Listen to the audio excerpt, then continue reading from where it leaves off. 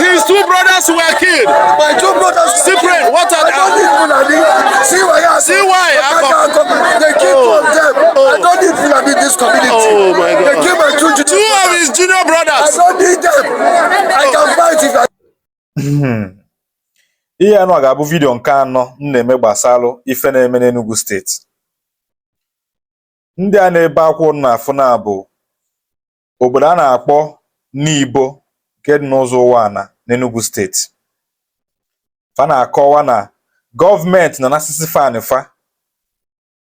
chọrọ iji wee lụọ ranchin achị ihe ndị Fulani na-achụ efi. Na fa achị ihe ndị Fulani na-achụ efi a na fa unu kwala ike dị na anụ ka fa na-ekwu ya. We don't want Fulani, I achọghọ ndị Fulani, I achọghọ ndị Fulani. Ihe kpatara ndị aja sị na fa chọghọ ndị Fulani bụ na fa na-akọwa na 2016 na ndị Fulani bịa n'obodo Nimbo anụwa wee gbuo ụmụ nwoke fa aja.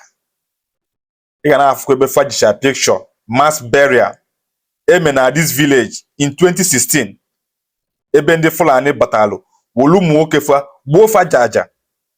Kịta gọọmenti abatakwa again wee chọza ka ewela na ndị obodo a n'ike despite the fact that na ndị obodo a sị na fa achọghọ ndị Fulani. Gọọmenti bata n'ike chinalụ fada na wole anya ndị Fulani ka napikwu kọrapịrị ka mmụọ na-ekwu ihe niile a wole anya gị wee kiri ya bụ vidio. Daalụkwanụ. These are the widows. Fulani killed their husband. The herdsmen killed their husband in 2016. They say they don't want to see them at all. They don't want to see them at all. They don't want to see them again. Nobody should talk of Ruga. Nobody should talk of nobody should talk of rent. Nobody should talk of number. They are crying again. It's a memory of what they have forgotten. This is the memory of what they have forgotten. They don't want to cry again. They kill their husbands. They kill their husband.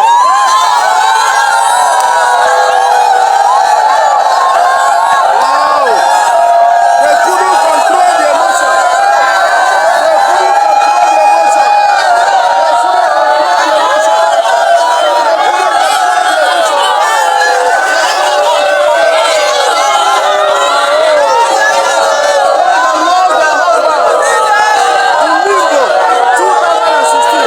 In Nimbo, 2016, they lost their husband. See them crying. See them crying. See them crying.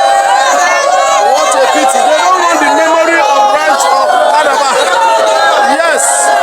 They don't want. They don't want. They don't want. Yes.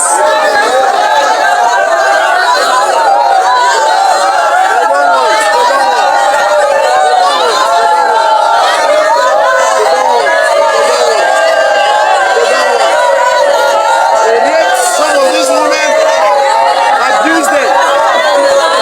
They don't want to hear anything about Ruga. They don't want to hear anything about Ranchi. They don't want to hear. Yes, they don't want them.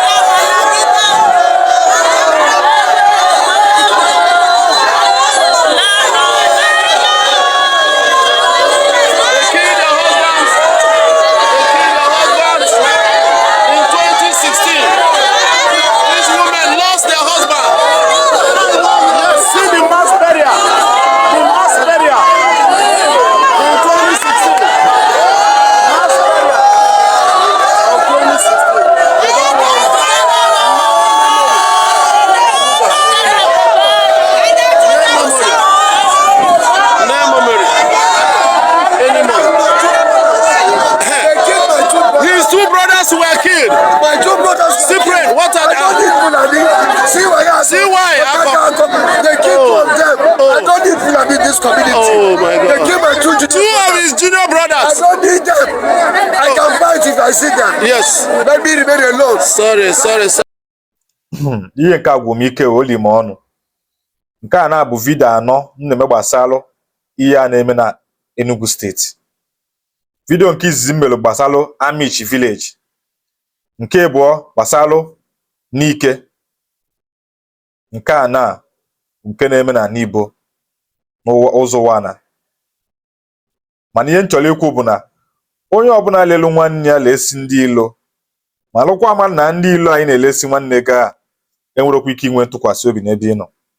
Igbo governors, Southeast governors, olugo mgbe anyị ga-amụta ife. Olugo mgbe unu ga-akwụsị dị na-agbalụ ndị Awụsa odibo. Olugo mgbe unu ga-akwụsị dị na-agbalụ ndị Fulani odibo. Kedizi ihe ọ pụtazi? Gwazie m the meaning of n'ọnụ nwa bụ gọvanọ. Nke na ihe ọbụla agwalụ na ozugbo unu eme ya. Sọnsọ na ga na-dance to their tone. Mana afọ ga na-eme ihe ka o si masị fa without looking back. Mana oluzo na side nke unu fa na-dictate unu otu unu ga-esi wee na-eme ihe. A na-dictate unu otu unu ga-esi wee na-achị ụmụnne unu. Ọ dịghịkwa mma. Ofu anyị nwa ka a kpọrọ dot nation.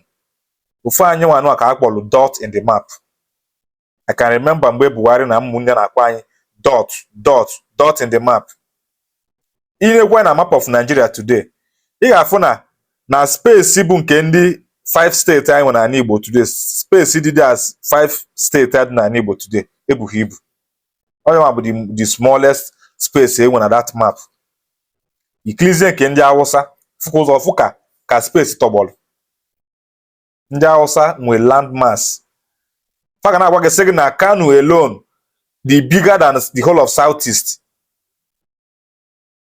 And Kano bụkwa sọnsọ one state out of the 19 states dị n'ugwu Awụsa. Ebe ndị a nwere ana ka nkụ n'ugwu Awụsa, ọfịa kapụ nkụ everywhere. Kedizi ife warrant ndị a ga-eji were rapụzia dozu ugwu Awụsa, rapụzia ana nne dị n'ugwu Awụsa, rapụ ọfịa nne dị n'ugwu Awụsa. Ọ bụrụzia ana nke dị na ya bụ ebe a kpọrọ dot ka fa na-achọzi. To the extent a ga-abịazi napụzia villagers dia ana, napụfa na fa n'ike, were wee na-enye ndị a ka wee zuo efi. Ọ na ndị nwere ike ịzụ efi fa n'ugwu Awụsa. Ka afịfịa dị n'ugwu Awụsa ọ na-efi adị eli ya. Afịfịa nke fa ma n'ugwu Awụsa ka m na-ajụ. Ọ na-efi adị eli afịfịa a. Why if aja achọli nọ iwu ka ọ bụ na ga-enye life ana na Southeast? Unu nwere ike na-asị m na-akwa ndị Igbo nọkwa na everywhere. Ndị Igbo nọ na everywhere, mana ndị Igbo na-abịa na ana gị napụ gị ana gị n'ike. Abịa alaike ana gị egola ana gị. Ndị Igbo bicha n'obodo dịcha n'iche mana a na-ego ana ego before onye Igbo alụọ nọ n'ebe ọbụla ọsọ ya nọlụ. Mana oge ya bụ ana ego. Before ọ lụọ anything ọ chọrọ ịlụ, oge egolu dị ana ego from the person nwe dị ana. Mana ndị Awụsa na-abịa, ndị Fulani na-abịa na anapụ ana anapụ nyefe enye. Anapụ ana anapụ nyefe. Ma ọ dị onye nwe ana mma ma ọ dịghị onye nwe ana mma. Anala onye nwe ana ya n'ike were wee nye ndị a. Just ka o wee bụ na na-emetefa mma. Enyekwefa ya bụ a na-enyekwu, ọmakwekwuru ofu ugwu, faka ya bịakwa wolukwu efifa na-emebicha ugbo ndị mmadụ, na-emebicha akpụ, ji na ndị mmadụ ihe ndị mmadụ kọicha n'ugbo aka ejikwa bulukwu efifa na-emebichakwa those things. A na-ebe akwụ ya ọ dịka ihe ọzọ. Southeast governors, olugo mgbe unu ga-eji uche unu, olugo mgbe unu ga-eji ile unu gụọ ezi unu ọnụ. Ọ bụghị ihe ọbụla ndị Awụsa gwara unu eme. Ọ ya ka unu ji wee lee ugwu unu today. Ọ bụ na onweghị ozi any person from Southeast bụ gọvanọ ga-ekwu okwu na ege ya ntị. Because unu eluzgo respect from anyị nwa bụ ụmụnne unu. Ebe unu na-achọkwa unu dance ya to the tone of ndị Awụsa. Na-eji maka ya lezie ugwu dịla unu, lekwa ugwu dịkwara anyị nwa n'onwe anyị. A na-ekwu na ihe siri ike, na isi ike juru everywhere now. Ụndala na ndị mmadụ kọnyesiri ihe na-emebisi n'nchọrọ inye ndị Awụsa ka fa ji wee na-ranching. Ndị Awụsa fe nwere ike sacrifice like this to anyị nwa. Onye Igbo nwere ike ịga ugwu Awụsa today, ndị Awụsa governor of ndị Awụsa i provide ana for them free of charge. Fe nwere ike ime ya